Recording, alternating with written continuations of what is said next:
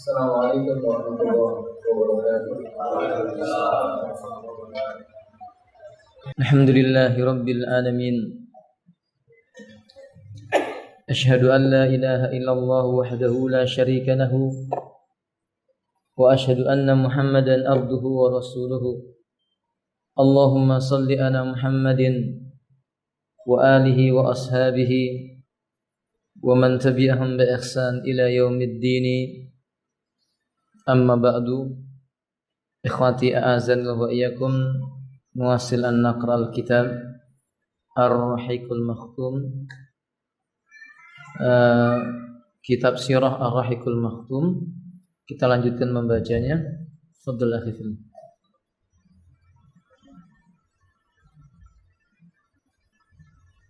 Berkata penulis rahimahullah, pasukan Islam bergerak menuju Badar.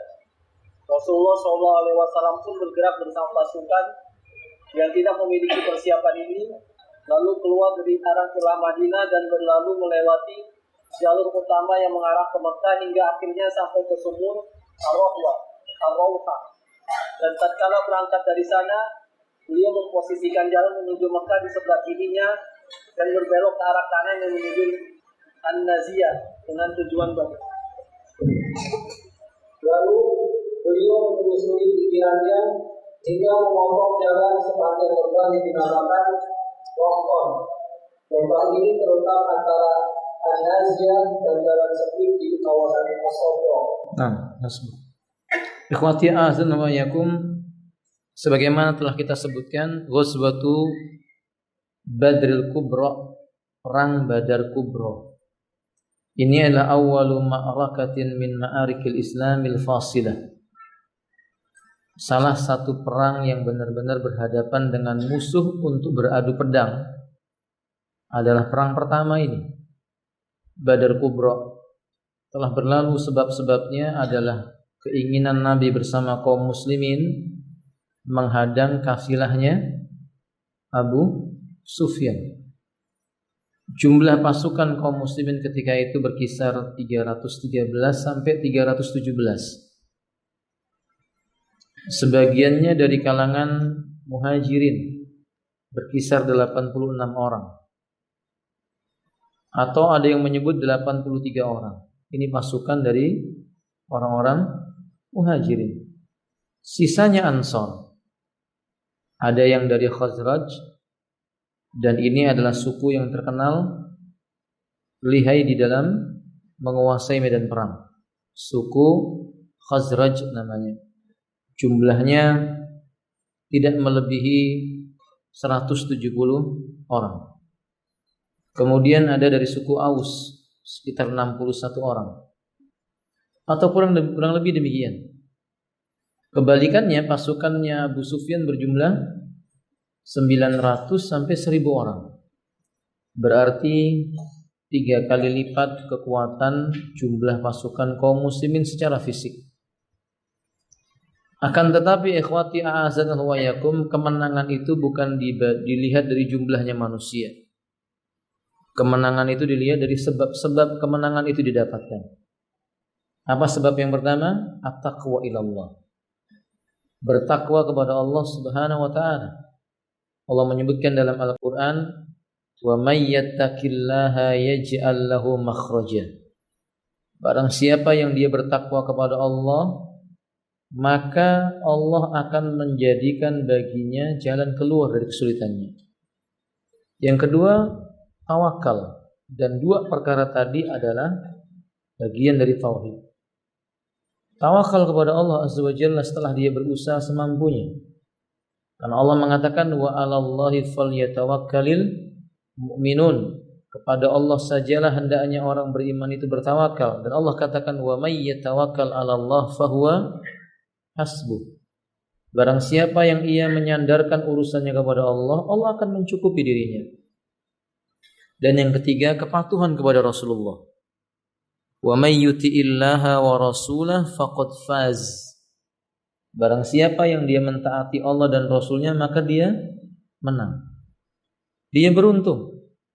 Dan itu dibuktikan oleh kaum muslimin. tidak menyelisihi Nabi SAW sejengkal pun juga. Sehingga ketika Nabi SAW bergerak menuju Badar, sara Rasulullah SAW fi hadal jais, maka kaum muslimin itu mengikuti. Sudah kita terangkan, hanya 2 yang menaiki apa? Kuda.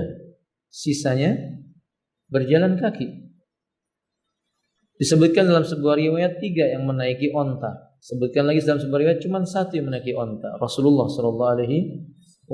Yang lainnya berjalan kaki. Mereka mempersiapkan kekuatan sebatas kemampuan yang mereka miliki. Karena mereka tahu yang memenangkan peperangan itu bukan mereka, tapi Allah Subhanahu wa ta'ala. Jalan yang ditempuh oleh Nabi seperti disebutkan tadi itu, melalui jalur-jalur kecil yang ada di kota Madinah untuk menuju ke Badar. Tujuannya untuk memotong pasukan kaum musyrikin yang mau menuju Mekah. Tapi ternyata pasukan Abu Sufyan berputar menjauhi jalan yang biasa dilewati. Itu takdir Allah. Kalau kita memperhatikan perang Badar, kafilah yang dibawa oleh Abu Sufyan itu tidak banyak. Enggak mencapai hitungan 200. Tapi ia membawa perlengkapan kebutuhan penduduk Mekah lengkap. Pasukan kaum muslimin 300. Allah menghendaki berbeda. Jalan yang tadinya dilewati oleh orang-orang musyrikin, Abu Sufyan memotong jalan yang lebih jauh. Tapi tidak disangka oleh kaum muslimin. Justru Abu Sufyan membawa pasukan yang lebih besar 3 kali lipat. Faedah yang bisa kita ambil ketika berhadapan yang seperti ini, tidak boleh muncul buruk sangka kepada siapa? Allah. Barangkali kita tidak menyukai, tapi kita ingat dengan firman Allah Ta'ala, asa an takrahu syai'a wa huwa khairul lakum. Boleh jadi engkau menyukai sesuatu, boleh jadi engkau membenci sesuatu perkara, ternyata itu bagimu di sisi Allah lebih baik. Wa asa an tuhibbu syai'a wa huwa syarrul lakum, dan boleh jadi engkau menyukai sesuatu, ternyata di sisi Allah itu lebih jelek bagi dirimu. Allah pertemukan di perang Badar ini. Lanjutkan akhirnya. Kemudian melewati jalan sempit tersebut, Lewati asal yang baru. segera meninggalkan perjumpaan di Mekah. Adapun berita tentang kafilah Quraisy, Abu Sufyan yang bertindak sebagai penanggung jawabnya bergerak ekstra hati-hati dan penuh kewaspadaan, sebab dia mengetahui dengan pasti bahwa jalan menuju Mekah amat rawan. Karenanya dia selalu mencari-cari berita dan bertanya kepada setiap para pengudara yang dia temui. Tak berapa lama dia mendapatkan informasi bahwa Muhammad SAW sudah memobilisasi para sahabatnya untuk mencegah kafilah. Dalam riwayat disebutkan untuk menunjukkan bahwa bahaya sudah ada di hadapannya. Ketika itu Abu Sufyan menyewa Gong bin Amr al-Ghifari untuk pergi ke Mekah guna menyeru orang-orang Quraisy agar mereka menyusul kafilahnya sehingga dapat mencegahnya agar tidak jatuh ke tangan Muhammad SAW dan para sahabatnya. Nah, ikhwati azan, ketika itu Abu Sufyan masih dalam kondisi kekufuran, kesyirikan. Dan ini pelajaran besar buat kita, bahwa terkadang Allah memberikan hidayah kepada orang yang kita tidak sangka-sangka. Orang itu menyakiti hati kaum muslimin. Bukankah Abu Sufyan menyakiti hati kaum muslimin? Sering memobilisasi orang Quraisy untuk mengejar, menyakiti Nabi bersama pengikutnya, Abu Bakar dan semisalnya. Tapi Allah beri hidayah. Allah memberikan hidayah kepada Abu Sufyan. Inilah makna firman Allah Subhanahu wa taala, yakni may yahdihillah fahuwal muhtad. Barang siapa yang Allah berikan hidayah, dialah orang yang pantas untuk dapat hidayah. Jangan diprotes. Allah tidak ditanya. Fa'alul lima yurid, ia berbuat sesuai dengan apa yang dia inginkan. Tetapi sebelumnya Abu Sufyan terkenal orang yang cerdas. Dan umumnya orang-orang yang berada dalam kesyirikan itu tujuan mereka cuma dunia. Abu Sufyan menghindari jalan menuju ke Mekah melalui jalur yang biasa dilewati itu karena ketakutan hartanya dirampas. Ini perhatikan baik-baik. Sifat muslim dengan sifatnya orang non-muslim. Ketika ia belum masuk Islam, maka harta itu tujuan segala-galanya bagi mereka. Dan dia mengirim bom-bom. Ada seorang Quraisy yang bernama Damdam ibnu Amr al-Ghifari. Orang ini terkenal lincah menaiki kuda, piawai dan mencari jalan. Karena jalan menuju kota Mekah itu kalau memilih jalan yang lain dia berubah-ubah. Faham maksudnya, kawan? Karena berpindahnya di Jazirah Arab itu gunung bisa berpindah. Tonggokan pasirnya pindah ke tempat yang lain. Semua dengan izin Allah Ta'ala. Maka orang yang tidak mengerti tentang situasi ini tidak akan sampai. Sementara Abu Sufyan sudah mendengar Rasulullah SAW bersama pasukan beliau 300 sekian orang itu memang berniat mencegat Abu Sufyan. Ia kirim Damdam. Dan Damdam itu terkenal orang yang pintar menyemangati manusia. Dia minta bantuan. Orang Quraisy ini perhatikan. Kebencian kepada Islam membuat orang-orang sesat itu berkumpul di atas kesesatannya. Maka Islam datang itu untuk memisahkan mana yang mencintai Allah dan mana yang membenci Allah. Sunnah datang untuk menentukan mana yang mencintai Rasulullah dan mana yang mengaku-ngaku cinta tapi palsu. Maka Quran dan Sunnah ini datang memisahkan antara yang hak dengan yang batil. Maka berkumpullah orang yang benci kepada Nabi. Dalam riwayat Al-Imam Ahmad, yakni anna Allah Ta'ala yadau ala qulubil musyrikina zalzala. Sebenarnya hati orang musyrik itu guncang. Wa ba'dhum ala ba'din tadunnu bisau'id dhanni. Sebagian atas sebagian yang lainnya itu saling berburuk sangka. Yaqulu ba'dhum la tusariku ma'a Abi Sufyan fa in laqaitum Muhammadan fala sabila lakum. Di antara orang Quraisy itu ada yang mengatakan, kalian jangan bergabung dengan Abu Sufyan. Kalau kalian bertemu dengan Muhammad sallallahu alaihi wasallam, kalian tidak punya jalan lari dari dia. Maksudnya, sebagian Quraisy itu percaya enggak akan menang melawan siapa?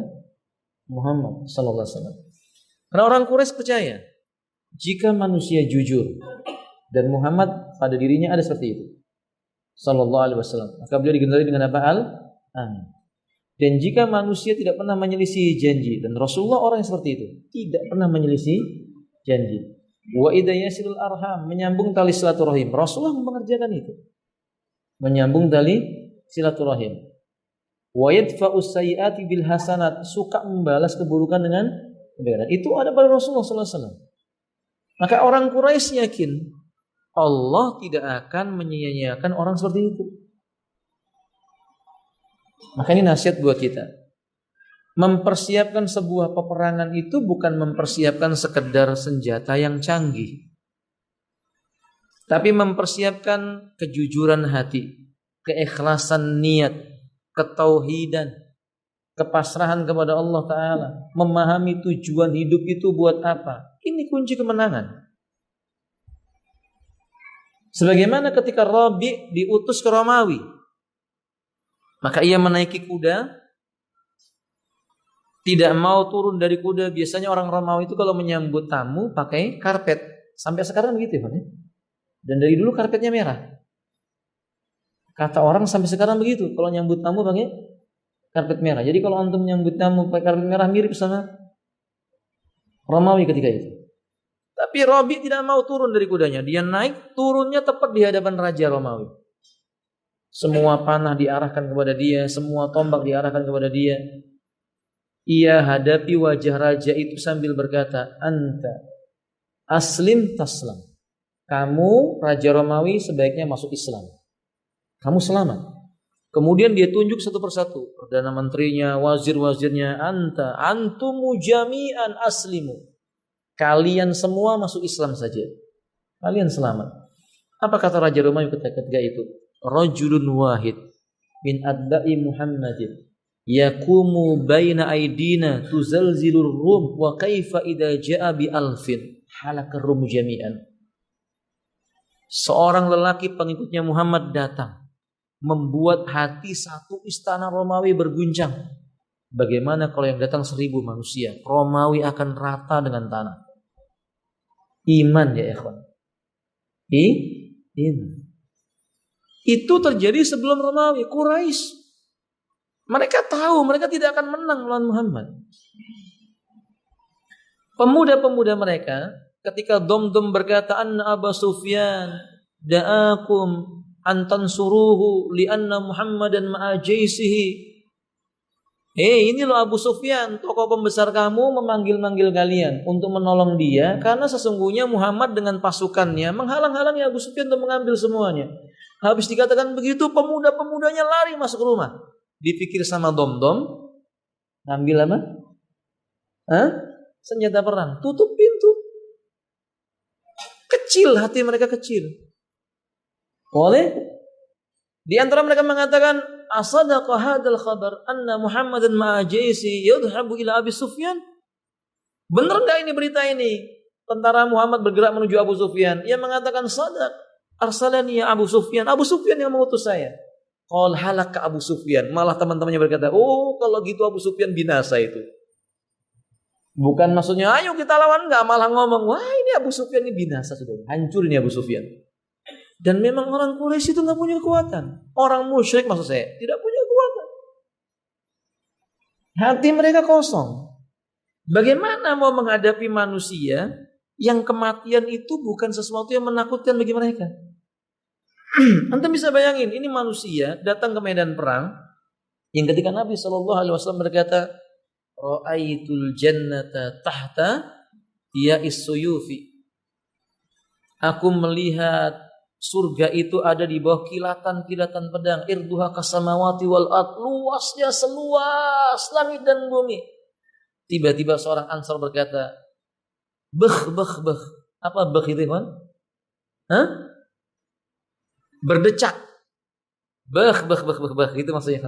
Apa bahasa kita? Begitu. Maka Nabi mengatakan, apa maksudnya beh. Apa kata lelaki tersebut, benarkah luasnya surga seluas langit dan bumi? Kata Nabi, iya. Aku lihat surga seluas langit dan bumi. Fa'akala minat tamarat min jaybi, dia ambil dari kantongnya ini.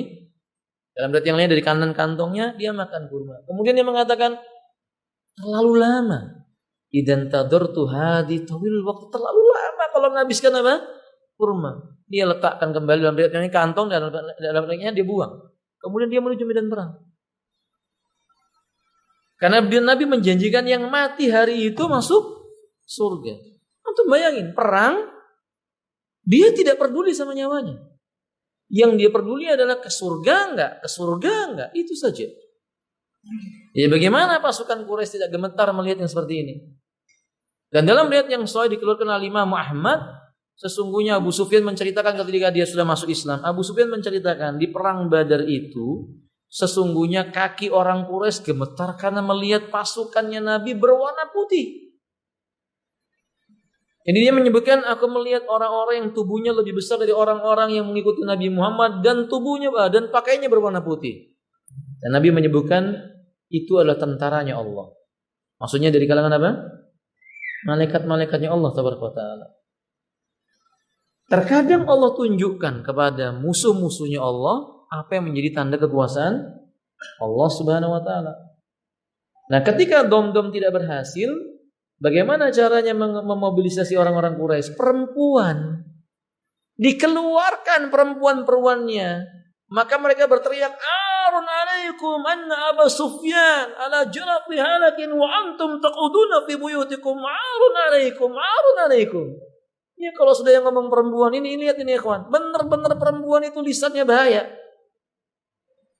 Kalau kita punya istri, yang harus kita perhatikan lisan siapa? Istri kita.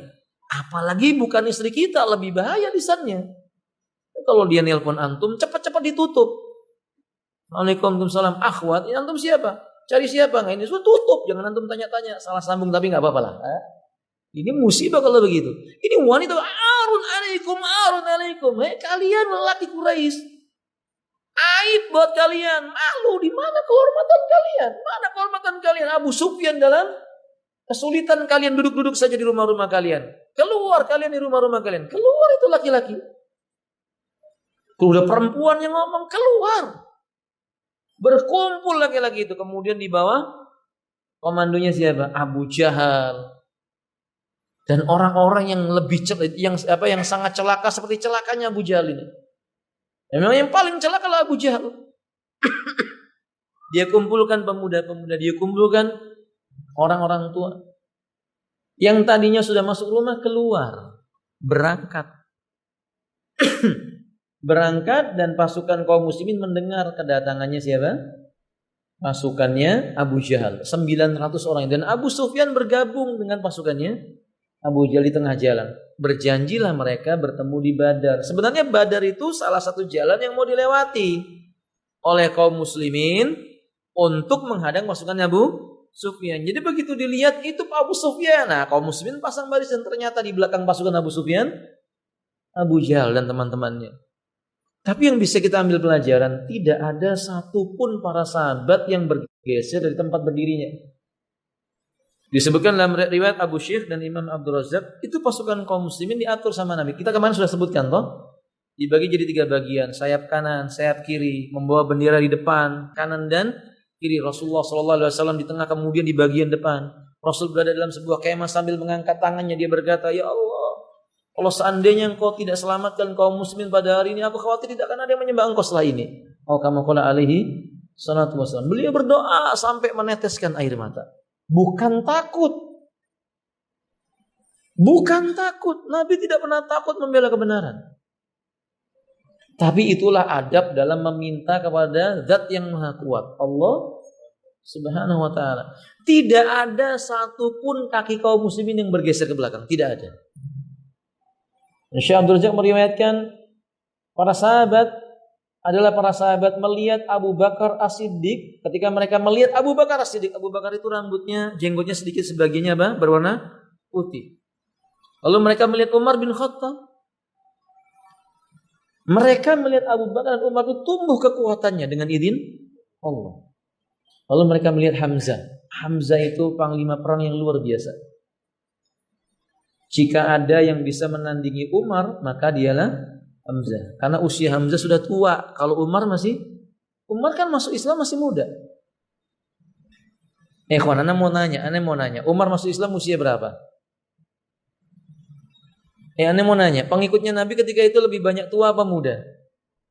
Di masa Nabi itu, ketika orang masuk Islam, itu yang paling banyak pemuda atau orang tua? Hah? Loh, kok orang tua? Pemuda ya, kawan. Ali bin Abi Thalib usia berapa? Usia berapa? 13 atau 15 tahun. Masih muda. Abu Bakar As-Siddiq ketika itu usianya berapa? Terpaut 5 tahun dari Rasulullah SAW, 30-an. Masih muda. Umar bin Khattab ketika itu usianya berapa? 26 atau 27 tahun. Masih muda. Utsman bin Affan masih muda. 24 tahun atau 23 tahun. Masih muda. Jadi pengikutnya Nabi itu masih muda-muda. Tapi ketika itu jenggotnya Abu Bakar sudah berwarna apa? Agak ada putih. Kenapa ya kawan? Karena kewibawaan yang ada. Ini nasihat. Makanya antum gak usah bingung. Kalau keluar apa? Uban. Bingung aja cukur rambut biar gak kelihatan uban gimana? Gundul. Gak usah bingung, gak usah. Antum semakin beruban makin berwibawa insya Allah. Paham ya kawan? Kan kelihatan tua, iya toh? Berwibawa. Begitu kaum muslimin, mereka senang melihat wajah-wajahnya Abu Bakar, melihat wajahnya Umar, melihat wajahnya Hamzah ibnu Abdul Muthalib. Mereka bahagia. Mereka bahagia, ya. Terutama ketika mereka melihat Rasulullah sallallahu alaihi wasallam. Di antara mereka ada yang mengatakan, "Fa wallahi ma raditu idza kana jildun Nabi sallallahu alaihi wasallam yajrahu dam wa kuntu ala khairin wa sihatin." Demi Allah, aku enggak akan redha jika kulit Nabi terluka sementara tubuhku tidak mengeluarkan luka-luka dan biasa-biasa saja. Aku enggak redha. Subhanallah. Mendahulukan siapa ini, ikhwan? Rasul sallallahu alaihi wasallam. Terjadi perang. Pasukan kaum muslimin dengan pasukan Quraisy. Ketika terjadi perang ini, awalnya Rasulullah sallallahu alaihi wasallam memilih sebuah tempat yang agak jauh dari mata air. Salah seorang sahabat berkata, "Ya Rasulullah, ini strategimu atau wahyu dari Allah Subhanahu wa taala?" Kata Nabi sallallahu alaihi wasallam, "Aku berpendapat begini." Kata sahabat, "Kalau begitu mendekat ke tempat air di mana lebih menggenang itu lebih bermanfaat buat kita." Maka Nabi mengikuti. Kemudian sahabat ini meminta supaya aliran menuju arah kaum musyrikin dibendung. Kan itu belum perang ya, kawan. Jadi begitu menjumpai, jadi di Badar itu ada sebuah sumur. Sumurnya itu biasanya terisi kalau pas musim hujan. Sampai datang musim apa? Kemarau berikutnya. Nah, ikhwati asalnya, ketika itu ada genangan air yang cukup besar di daerah Badar itu. Maka Nabi memerintahkan kaum muslimin berpindah ke sana kemahnya. Kemudian memerintahkan pasukan kaum muslimin membendung air. Dan ini strategi. Jadi pada hari itu nggak langsung perang. Mereka bendung dulu, mereka sediakan dulu tempat untuk bermalam. Kemudian air menuju Quraisy berhenti, nggak ada air buat mereka. Itu sudah satu kemenangan. Menunjukkan apa ya, kawan? Berperang membutuhkan apa? Khida'ah, strategi. Dan memang perang itu tipu daya. Dan tidak dilarang selama tidak melampaui batas. Membunuh wanita nggak boleh, membunuh orang yang sudah tua renta nggak boleh, membunuh anak-anak tidak boleh, menghancurkan pohon-pohon yang mengeluarkan buah tidak boleh. Perangnya kaum muslim itu begitu. Mencincang-cincang musuh nggak boleh. Kalau mau membunuh musuh langsung dia tebas lehernya. Nggak boleh potong dulu jari jempolnya, pindalan, nggak boleh. Apa namanya? Seperti itu. Dan mereka membuat strategi seperti itu. Nah, kaum musyrikin ketika melihat pasukan Nabi Shallallahu Alaihi Wasallam menguasai sumur, mereka sudah patah arang. Di antara mereka berkata kepada Amr ibn Hisam, "Ya Amr ibn Hisam, kaifa bina ma indanal ma illa qalilah." Gimana kita ini, persediaan air nggak cukup. Kalau kita perang lebih daripada 1 hari, kita kehausan. Apa di antara orang-orang Quraisy mengatakan nasrabu dammal buduna? Ya sudah, kita minum darahnya onta, kata mereka. Karena mereka tidak tahu halal dan haram. Fahim ya, kawan? Kalau kaum muslimin, ya onta mana yang mau disembelih? Enggak ada onta. Yang bersama dengan mereka 1 ekor onta, 2 ekor kuda. Tapi mereka yakin, ala inna nasrallahi qarib. Ketahuilah sesungguhnya pertolongan Allah itu sangat dekat. Iqra billah.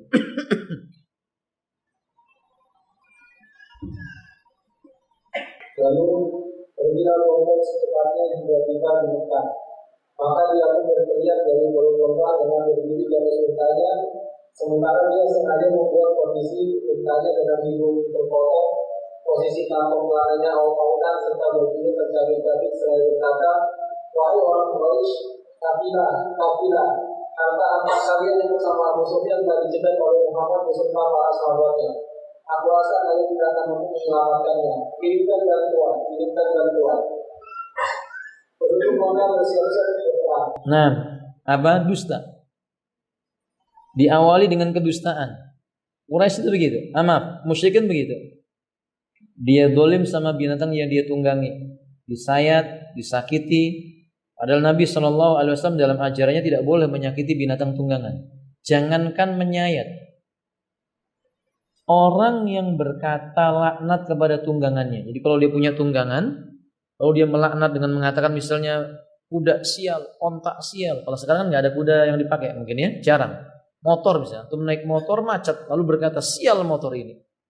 Nabi mendengar ada orang naik onta, tiap ontanya jalan capek, lalu dia berkata, ditendang onta sambil berkata, ini hewan sial. Halak buduna, ini sial, ini hewan sial. Nabi mengatakan man lana. Mana tadi itu yang melaknat budun atau yang melaknat ontanya tadi mana? Mana orangnya? Dia mengatakan aneh ya Rasulullah saya. Kata Nabi, lepaskan ini ontanya. Enggak boleh lagi kamu tunggangi. Nabi mengatakan la tad'u ala anfusikum wala ala ahlikum wala ala amwalikum. Wa fi riwayah wala ala raqibikum. Jangan kamu mendoakan kejelekan kepada dirimu, atas keluargamu, atas hartamu, atas kendaraanmu. Nasihat buat teman-teman. Antum yang sudah terlanjur pernah berkata kepada motor antum apa? Motor apa? Jangan ditunggangi lagi. Antum antar kemana yang lebih bermanfaat. Ya, cari mahat, cari tempat-tempat yang mungkin dia lebih bersyukur dengan itu. Antum berikan kepada dia. Kalau motor, kalau mobil sama. Antum panggil orang, suruh bawa mobil itu. Jangan antum naiki lagi. Karena sudah antum laknat. Timbul pertanyaannya, bagaimana kalau yang dilaknat itu istri? Soal, gimana jawabannya, kawan? Ada laki kemudian melaknat istrinya. Istri sial, wanita sial, wanita nggak bisa bawa keberuntungan. Apa yang harus dilakukan? Teman-teman jawab, kalau motor kan antum antar ke pondok. Kalau istri antum bisa antar ke pondok. Lah kok enak tenan inti. Kawan, mau diapakan? Mau diceraikan? Taubat. Yang mengucapkannya wajib taubat. Tak boleh melaknat keluarga, nggak boleh. La tad'u ala anfusikum wala ala ahlikum. Jangan doakan kejelekan atas dirimu dan atas siapa? Taubat kepada Allah. Tarik ucapannya. Minta kepada Allah Subhanahu wa taala kebaikan buat keluarganya. Celaka kalau ada seorang laki-laki menyial-nyialkan siapa? Oh, dia tidak suka, nggak usah dikatakan sial. Katakan aja kepadanya anti tolik, kamu saya cerai. Udah selesai. Fahim? Itu baru namanya laki-laki, bukan diburuk-burukan, dijelek-jelekan sementara dia sudah dapat kebaikan yang banyak dari istrinya. Kalau istrinya dikatakan punya kekurangan Ustaz, ya kalau mau sempurna nanti masuk surga dulu. Ada kekurangan pada wanita diperbaiki, dinasihati. Kalau nggak cocok dibawa kepada agama, ceraikan dengan cara yang baik. Fahimtum ya khadbillah? Nah, makada. Lanjutkan akhirullah. Mendengar hal itu, orang-orang berbeda secepatnya saya berkata, apakah Muhammad dan para sahabatnya mengira akan terjadi pada kafilah itu sama seperti yang terjadi pada kafilah Ibnu Al-Hadrami? Sama sekali tidak, demi Allah. Sungguh dia akan tahu bahwa bukan demikian halnya. Mereka dalam posisi antara dua pilihan, ikut serta berangkat atau menjadi putusan sebagai wakilnya. Tahu nggak? Yang nggak mau berangkat, saking takutnya. Dalam kitab yang ditulis oleh Imam Ibnu Katsir rahimahullah ta'ala, dalam kitab sirah beliau menjelaskan di sana, saking takutnya pembesar-pembesar Quraisy itu, mereka ngirim orang. Malu. Kalau misalnya nggak berangkat malu, tapi berangkat taruhannya apa? Mati sia-sia. Mereka tahu itu, kalau mereka mati sia-sia. Orang Quraisy itu paham ya ikhwan. Mereka ini perang, mati berhadapan dengan Nabi sallallahu alaihi wasallam. Mereka tahu itu mati sia-sia. Karena mereka ngerti yang dibawa oleh Rasulullah apa? Kebenaran. Yang dibawa oleh Rasulullah itu janji yang datang dari pencipta alam semesta. Dan mereka tahu Allah itu ada. Maka untuk menutupi aib mereka bagaimana? Dikirim budak-budaknya. Perwakilan ini budaknya suruh berangkat perang, budaknya itu berangkat perang, atau dia pemuda-pemuda yang kuat-kuat dibayar, kamu yang berangkat perang. Mereka di belakang. Tapi Abu Jahal nggak mau. Abu Jahal mendatangi sambil mencela, arut alik. Kamu itu bikin malu, kamu bikin malu. Aib buat kamu. Gitu. Lanjutkan ya, akhi. Akhirnya mereka beramai-ramai berangkat sehingga bukan seorang pun dari kalangan pemuka mereka yang tinggal selain Abu Lahab. Dia lebih memilih untuk memilih wakilnya yang kebetulan berhutang kepadanya. Mereka mengumpulkan semua kabilah Arab yang berada di sekitar mereka, dan tidak seorang pun dari marga-marga Quraisy yang tidak ikut serta selain Bani Hashim, di mana tidak seorang pun dari mereka yang ikut serta. Abu Lahab dia sudah merasakan dampak penentangannya kepada Nabi sejak Nabi ada di Mekah. Abu Lahab itu ya khawfillah, dua anaknya menantunya Nabi dulunya. Dia Abu Lahab itu punya dua anak laki-laki, menikah dengan dua anak Rasulullah sallallahu alaihi wasallam. Salah satunya Ruqayyah. Begitu Nabi sallallahu alaihi wasallam mengumumkan kalimat la ilaha illallah, maka Abu Lahab ini yang paling menentang. Makanya turun ayat apa? Tabbat yada abi lahabi wa tab. Ketika Nabi sallallahu alaihi wasallam sedang sholat di Baitullah, maksudnya di Ka'bah, mendekat ke Ka'bah, itu tatkala Rasulullah sallallahu alaihi wasallam itu sedang sujud, mau sujud, kakinya menantunya ini tidak punya adab, menginjak punggung mertuanya, didorong. Nabi ketika mau sujud itu didorong sampai terjatuh. Kemudian Nabi mengatakan, sungguh salah satu dari dua anaknya Abu Lahab, dalam riwayat yang lainnya dua anaknya Abu Lahab ini akan mati diterkam singanya Allah. Itu Abu Lahab tahu kalau Nabi mengucapkan pasti apa? Terjadi. Dia tahu. Dan Abu Lahab seorang saudagar yang kaya. Tapi istrinya pembawa kayu bakar. Anak-anaknya orang-orang yang kuat. Ikut pasukan bersama dengan tadi yang disebutkan oleh penulis. Pasukan pertama, kafilah pertama berangkat menuju sebuah tempat untuk berdagang, berhenti di tengah jalan. Abu Lahab berpesan kepada kafilah itu, anaknya tidak boleh tidur di luar lingkarannya pasukannya Quraisy yang mau berangkat. Karena Abu Lahab yakin ini anaknya bakal diterkam apa? Singa. Jadi dalam kitabnya Imam Ibnu Katsir disebutkan, maka orang Quraisy itu tidurnya membuat api di tengah, lalu kemudian membuat lingkaran pertama, kemudian membuat agak lebar lagi lingkaran yang kedua, sampai 3 lapis.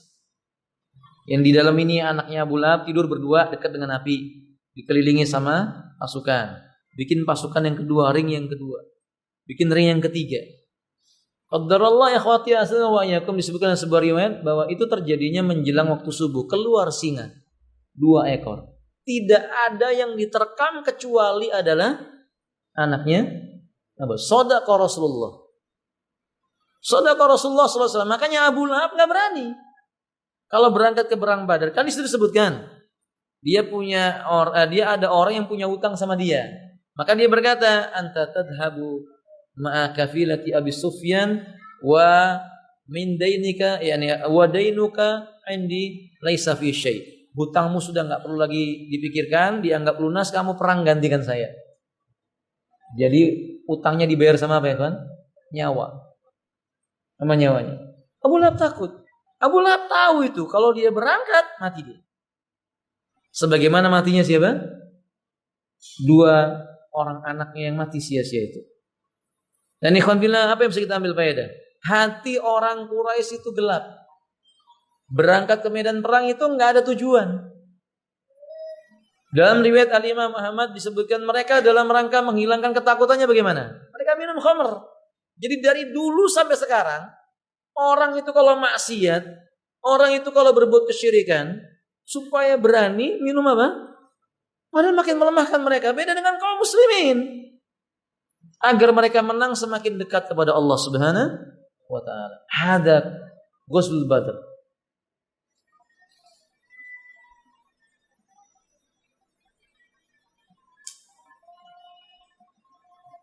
Baik. Sampai di sini kan sudah masuk waktu apa? Isya berapa menit? Ini ada satu soal menarik soalnya. Ustaz, seandainya ada orang sakit tapi bohong-bohongan, dia dosa kah Ustaz? Maksudnya dia berbohong kalau dia apa? Pura-pura sakit begitu maksudnya. Ya berdosa ya kan. Ini masuk kategori kufur nikmat. Kufur nikmat. Sehat itu nikmat atau bukan ya kawan? Harusnya kalau orang sehat, fa amma bi nikmati rabbika fahaddis. Maka terhadap nikmat Tuhanmu maka apa? Ceritakanlah. Yang ngomong sehat. Kalau ada orang ditanya, "Ishhalu, apa kabarmu?" Dia sehat, lalu dia bilang, "Kalau saya agak pusing." Bohong dia. Itu kufur nikmat. Nanti bisa Allah beri rasa pusing beneran. Maka nasihat kami jangan suka sakit apa namanya? Bohong-bohongan. Ya kalau sakit-sakit, ngomong sakit supaya didoakan syafaqallah. Penyebabnya bohong itu biasanya 2 hal. Paham ya, Pak? Penyebab bohong itu biasanya 2 hal. Yang pertama kibr, kesombongan. Yang kedua dainun, utang. Antum lihat berapa banyak orang sehat ketika tukang tagih utang datang dia apa? Ini nasihat buat saya dan buat antum, jangan suka apa? Berhutang. Nanti biasanya jadi apa? Pendusta atau pembohong. Ya, mudah-mudahan Allah menjaga kita. Ikhwan, kisah perang Badarnya kita lanjutkan pertemuan yang akan datang. Ingati itu babnya dilewati. Kita masuk langsung pada perang di mana 3 orang sahabat berhadapan dengan apa? 3 orang Quraisy. 1 syahid, 2 dimenangkan oleh Allah Taala. Akhiru da'wana alhamdulillahirabbil alamin. Subhanakallahumma bihamdik, asyhadu an la ilaha illa anta astaghfiruka wa atubu ilaik. Assalamualaikum warahmatullahi wabarakatuh.